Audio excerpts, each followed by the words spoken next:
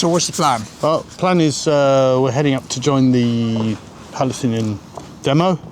18 months after the conflict first started, everything seems to be getting worse, so we're going to go up there and talk to see if we can catch some of the organisers, some of the politicians, people like Jeremy Corbyn maybe, and find out what they think of the situation as it is now. Yeah, and just get a bit of sound bites from them. Yeah. Get some sound bites, okay, get some good. that's Lovely. it. All right, Cool. see you there. All right, good. see you up there. All right, Mark.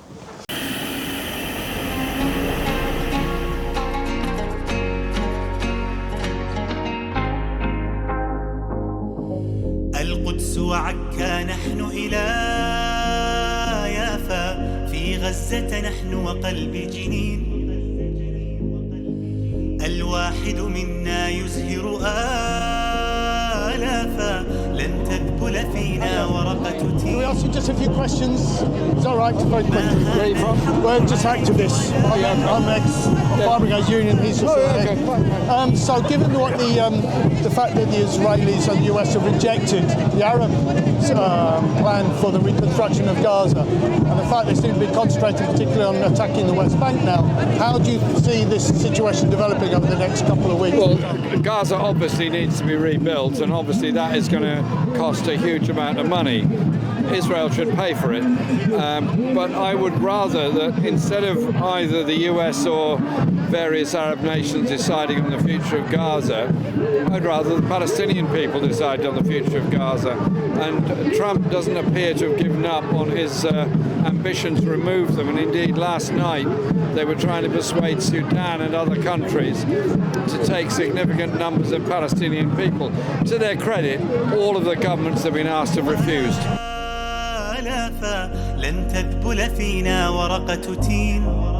You might recall back in January when the ceasefire was called, we had figures across the political establishment, including the Mayor of London, saying all of these protesters can go home now because we got a ceasefire. And we said at the time a number of things. That first of all, how fragile this ceasefire was going to be. Anyone who'd studied history will know Israel's history of violating ceasefire agreements.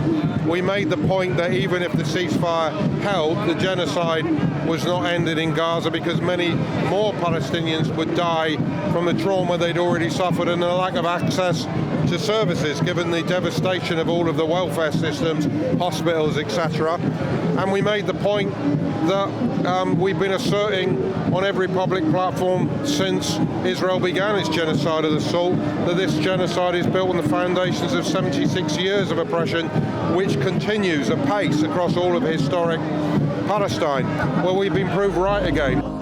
ما هان الحق عليك ولا خاف عودتنا إيمان ويقين.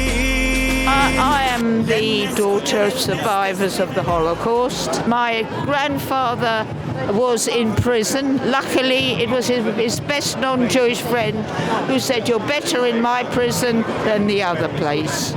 My grandmother got as far as Cyprus with my little baby mum, who was my mum.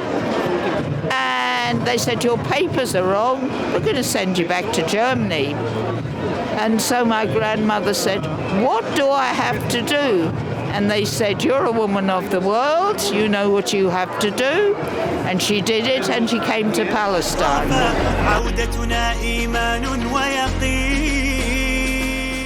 Given that the US and Israel have out of hand rejected the Arab nations' plan for the reconstruction of Gaza, given the increased assaults on the people of West Bank, how do you think this is going to develop over the next few weeks, and what can we do about it? Well, I think it's a very serious development. You've got talk about ethnic cleansing in Gaza itself, a denial of humanitarian aid and electricity, which are war crimes. You've got the situation in the West Bank where they've demolished sections of refugee camps, they've arrested loads of people, and Trump obviously is behind Netanyahu. Now, I have real problems with the Arab states peace plan as well, because that effectively was going to hand it over to the PA, which I don't think would have been acceptable to many people in Gaza, but obviously was better than what we've got now. I think the real crucial thing is the Palestinians themselves have to unite and have behaved with exemplary behaviour in trying trying to keep the movement going in very, very difficult circumstances. We have to support them in that, but also we have to really try to deepen the solidarity movement. Right now, what do we see? Since the ceasefire agreement was introduced, Israel's actually killed over 150 Palestinians in Gaza. It's now trying to rip up the ceasefire agreement. Benjamin Netanyahu gave a message to Palestinians in a speech he made in the Knesset, which was if Hamas doesn't hand over all of the remaining hostages, which is not what the ceasefire agreement says, then we will unleash hell. If it does, we will still launch a further military assault. We've seen Israel this week cut off aid, electricity, in complete violation of international law. And of course, as you've said, across the West Bank, the program of ethnic cleansing and colonization that's been in existence ever since Israel occupied the territory in 1967 has been ramped up. We've seen 40,000 Palestinians ethnically cleansed from refugee camps around Jenin. So all of this is continuing. We've noticed, obviously, increased amount of state repression in this country, arrests, curtailment of marches, all sorts of things that are going on. We think all of that is unacceptable. So I think one of the things we've got to do is link the Palestine struggle to the right, defending the right to protest, because obviously the two are now very much linked.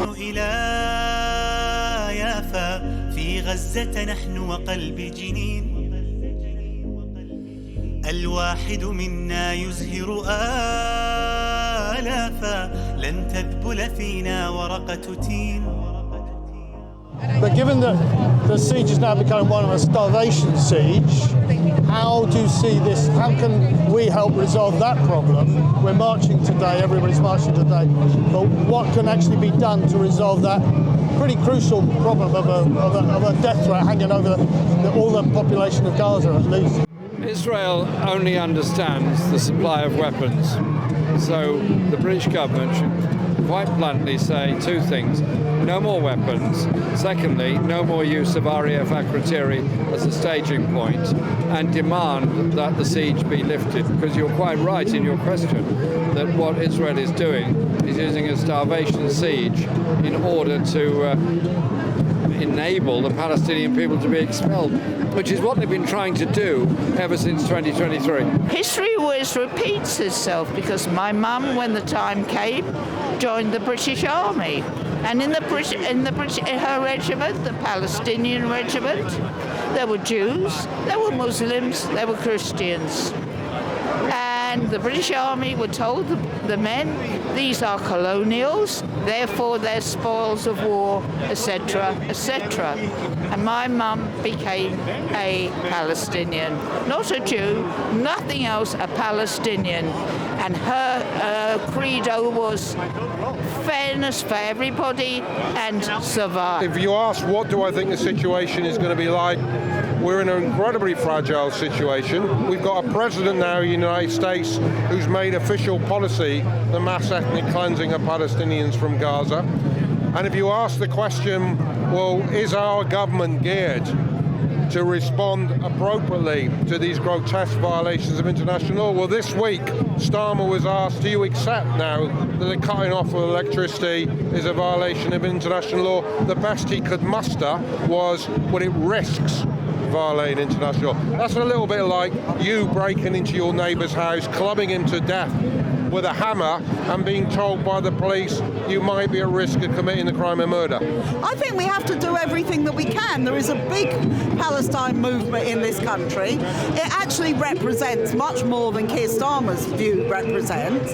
It's shocking, but perhaps not so surprising, that a Labour government is so terrible on these questions. But we just have to do. We have to continue demonstrating, continue boycotting, continue all the different things. There's a whole range of things, obviously, that different people do, different organisations do, and we just need to keep this and, not get deterred by the harassment of people, the criminalisation of people. It's very hard for individuals, we know that, but it's obviously very hard for the Palestinians, and that has to be in the forefront of our minds. Our theory of change has not altered, even over the last few months, as the situation that the Palestinians face is the worst actually in the history of the struggle, and the situation of those campaigning in many ways is the most difficult in terms of the levels of state repression. But the fundamental dynamics remain the same. There are two things that will effectively end Israel's oppression. One is the ongoing resistance of the Palestinian people themselves, but secondly, external pressure on Israel that serves to isolate it diplomatically, politically, economically. And our model for that has to be what has been proven to be successful historically. We use our model, what eventually worked to bring an end to apartheid in South Africa. And so our responsibility is, how do we end the complicity that exists here in the UK, the complicity of government, of public bodies, of companies and corporations? We do that not just through, this is the most visible part of our work at the moment, but in towns and cities across the UK, week in, week out, our network of branches are taking forward campaigns, for example, targeting local authorities who are investing through their pension funds. We've now got 9 councils in the past 6 months who've committed to take some form of action to end those investments, and now they need to be pressured to see that through.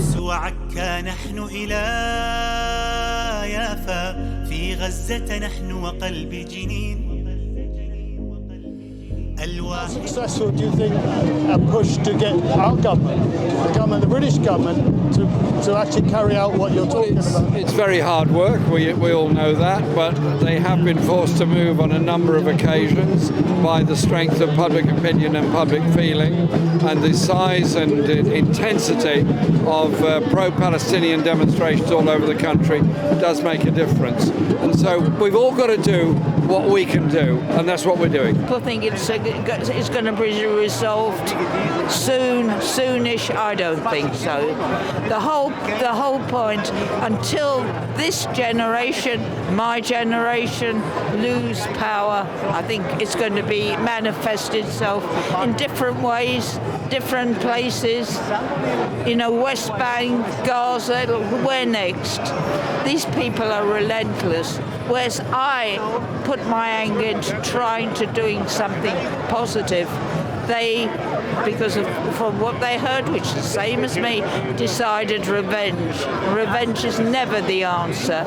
The answer is behave like an adult. Well, I am an optimist, otherwise I wouldn't have got to this age without thinking that we could change things, and I still do. And I think our protests and generally our solidarity work has had a big impact in Britain. But obviously this is a struggle which is a very, very big struggle internationally and has to continue. I'm very much in solidarity with the people in the United States and what's happening in Colombia, which is an absolute disgrace.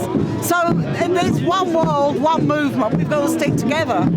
In terms of the most important power in the world, the US, we see some of the worst complicity we've seen. For decades, of course, US has funded, supported, provided the infrastructure for Israel's system of oppression. But now we have a president who doesn't even feel the need to pay any lip services to principles of international law. The situation here in terms of our government is as bad as it's been, but despite that, on the global stage, Israel is more isolated than it's ever been. 5 years ago, it would be inconceivable. Someone has said to me, we could get to a point where Israel's on trial at the International Court of Justice, where its leader is facing prosecution at the ICC, where it is now down to a tiny handful of states that will vote with it at the UN. That would have seemed inconceivable. But that's the situation that we're in now. So Israel is becoming increasingly isolated. There are more and more people responding to the call for the BDS, but we have to keep up the pressure, and we have to withstand the repression that we're facing.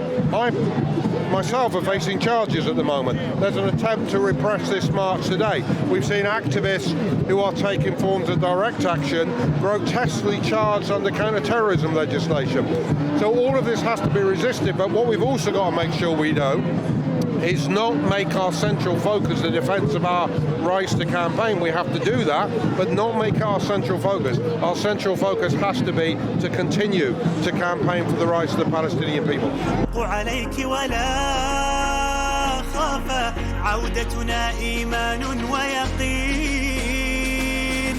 لن نسكت لن نستسلم لا لا لا لا لا لا لا نفديك لنحيا يا فلسطين فلسطين بلادي نحملها جرحا أو أملا